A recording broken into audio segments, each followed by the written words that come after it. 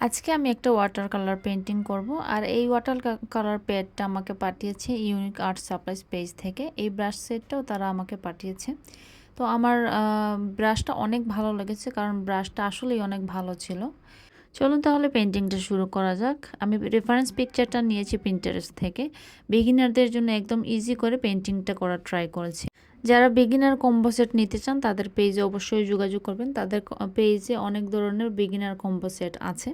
তো এখানে আমি পিছনের ঘরগুলোর ভিডিও আর রাখিনি, আপনারা সামনের যে ঘরটার ডিটেল ছিল সেটা থেকে দেখে কিন্তু পিছনেরটাও করতে পারবেন। তো ধানের ক্ষেত্রে প্রথমে আমি ব্রাইটটা রেখেছি, কারণ এখানে ব্রাইটের পরিমাণটা বেশি আমার মনে হয়েছে। এরপরে হালকা হালকা ডার্ক দিয়ে এটাকে কমপ্লিট করেছি। আকাশটা আমি একটু মেঘলা রাখা ট্রাই করেছি। তারপরে এখানে দুইটা গাছ দিয়ে এই পেন্টিংটা শেষ করব। এখানে একটা আমি নারিকেল গাছ দিয়েছি, গাছে খুব একটা ডিটেল করিনি। এখানে আরেকটা বড় গাছ দিয়েছি, যেটাতেও খুব একটা ডিটেল করিনি। ওয়াটার কালার যেরকম থাকে সেরকম রাখার ট্রাই করেছি।